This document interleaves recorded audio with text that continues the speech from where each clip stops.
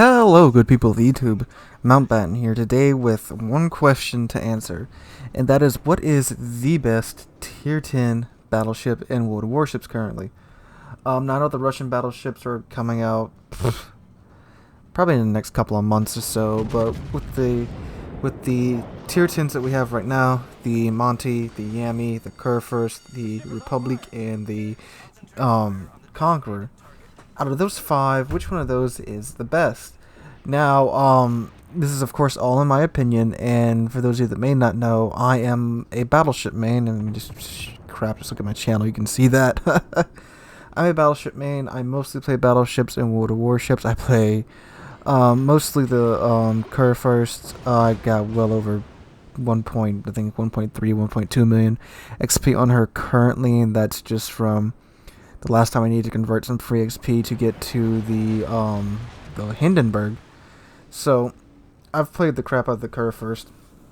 Also played a lot of Montana, a whole lot of Yami, Republic. The only one I haven't played a whole lot of would be Conqueror, because I don't like Conqueror all that much.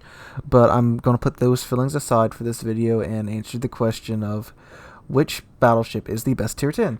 So I'm going to go through each one, give you guys a quick rundown of them, their strengths, their weaknesses, and then I'll at the end of this video, I will give you guys my answer. So let's start off. I'm going to go in the order that I actually unlocked the ships. So I'm going to start out with the Montana. Now, the Montana by far has some of the best dispersion. Well, actually, I would say the best dispersion out of all the Tier 10 battleships. The only one that I think could give it a run for its money is maybe the Conqueror if you go with an accuracy build. And we'll get to the Yami and how I feel about Yami's Sigma and all that jazz here in a second. Now, the Monty 12 16-inch guns has the smallest guns out of the Tier 10 battleships, except for the Bargani, which I actually don't have because that is a still ship, but that's just a roided up Alsace, and I can't really talk about it because I haven't played it at all. So I guess there are actually 6 Tier 10 battleships, but we're looking at the tech line ones in this video, and I may talk about the Bargani once I eventually unlock it, but for the purposes of this video, I'll throw out the Bargani. And I thought about that because the Bargani actually does have the smallest guns out of all the Tier 10 battleships. It has 15-inch guns. But anyway, the Monty has the smallest guns out of the tech line Tier 10 battleships at 16 inches. Now, these are the same 16-inch guns that you get on the Iowa, except the dispersion is a little tiny bit better. Now, since they're the same as Iowa's guns, they have the same pins and all that jazz. But like I said, they may be small, but these guns are extremely accurate if you build for it, because you can get that main battery plotting room mod 3 or whatever, which decreases the dispersion by 11%. That's really, really nice, because the standard mod, the aiming systems mod, only does it by 7%. With the American battleships, you can get that negative 11%, which means you get sometimes laser accurate salvos with the Montana. Now, the Montana, her citadel is more exposed than the other Tier 10s. She is fairly easy to citadel, although I wouldn't say she's the easiest one to citadel, but she is fairly easy to citadel. She has good AA. Before the rework, she used to be the AA queen. Now, since the since the CV rework, that's all up in the air. AA rating doesn't really mean too much anymore, because it comes down to, can the CV player dodge the flat clouds all that well? And I know that, and the thing about the CV rework is stuff is still changing, so I could say something about the AA of these ships in this video, and it can be completely different in the next patch. So as of right now, Monty does have good AA. She's also fairly stealthy if you go for a stealth build in her. The concealment module and the captain skill, you can get her detection ranges somewhere around 12.7, 12.6 kilometers, which is nice and stealthy. So she has all that going for her.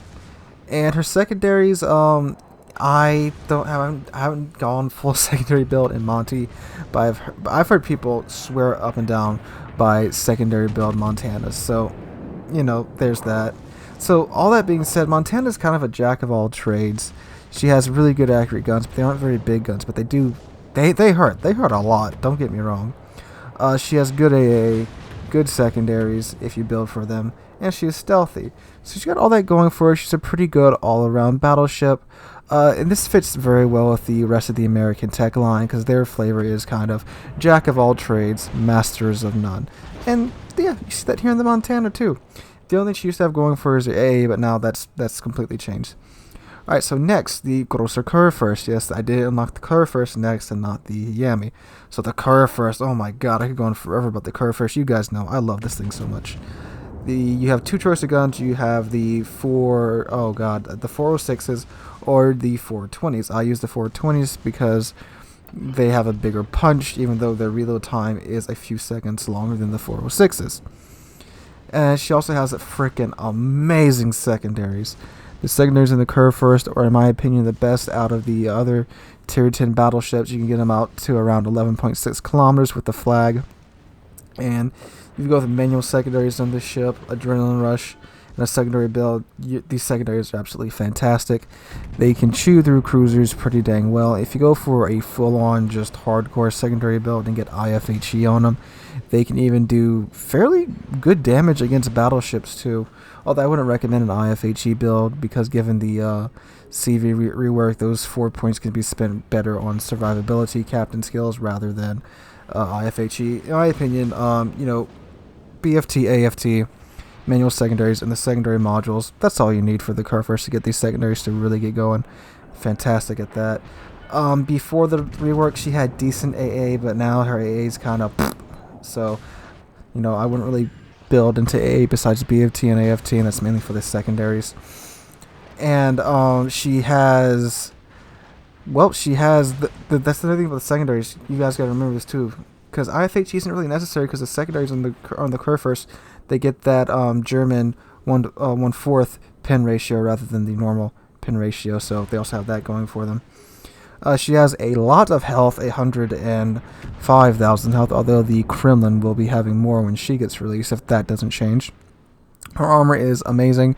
Her bow can actually tank Yami shells, unlike the other Tier 10 battleships, because she has a 60mm plate that kind of comes up and meets in the middle of the bow, and there's that little sliver of 32mm. I'll put a picture of it in the video here so you guys can see that. Now, her downsides are that she's not all that maneuverable. She can dance around torpedoes if you know they're coming, if you start turning soon enough. She has complete horrible torpedo protection, even though in her descriptions it does say that she has strong, or what is it? Not strong. It's not so strong. It's like advanced or powerful torpedo protection or something like that. She doesn't. She has crap torpedo protection. And on top of that, she can also be seen from the moon. She has a huge detection radius.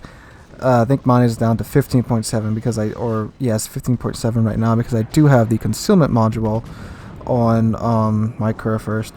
But yeah, she is one of the most detectable Tier 10 battleships. And god, this thing is an absolutely brawling machine. And I love it. I love getting in close with it because you also have that hydroacoustic search, so you can know when torpedoes are coming. Get a bit of a heads up about that. Unless they're deep water torpedoes, and you're just kind of boned. And man, I love the Kurfurst so much. You guys know that. All right, so moving on to the Yamato. Yes, the Yamato that was the third battleship, Tier 10 battleship that I unlocked. Now, the Yami, of course, its main feature is those 460mm guns, which gives you the ability to pin through the bow of any Tier 10 battleship or any ship in the game, really, except for the Russian ones with their stupid little 50mm of bow armor. But we'll talk about that later. You can pretty much punch anyone in the face. The Yami shells are so large they don't care too much about armor angling. Only extreme angling will stop these 460s entirely. Now, the Yami does have 2.1 Sigma. And people say she has the most accurate guns in the game, and I don't really agree with that.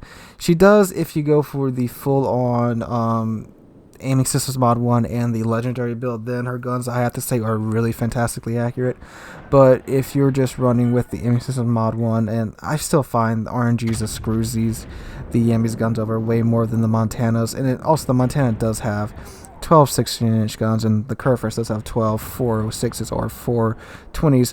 The Yami only has a 9. Used to have the least amount of guns out of the Tier 10 until the Republic came along, but she does only have 9 18-inch guns. However, if you if you equip main battery mod 3, you do get a reload time of 25 seconds, which, I mean, for an 18-inch gun, it's reload time of 25 seconds. That's nice.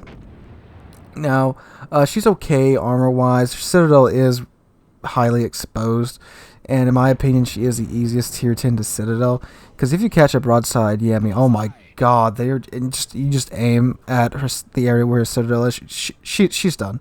She's done. Especially if you're in another tier 10 battleship and all your turrets are on her. If you don't outright delete it, you're gonna just cleave off half of their health at least.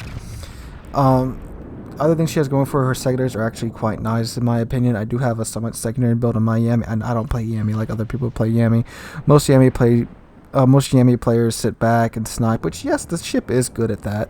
But I like to use the power of those 18-inch guns. I like to get in the fight and just punch people in the face from 10 kilometers, 8 kilometers away, because people don't expect Yami to be played like that, and it's really entertaining and fun when you do play it like that.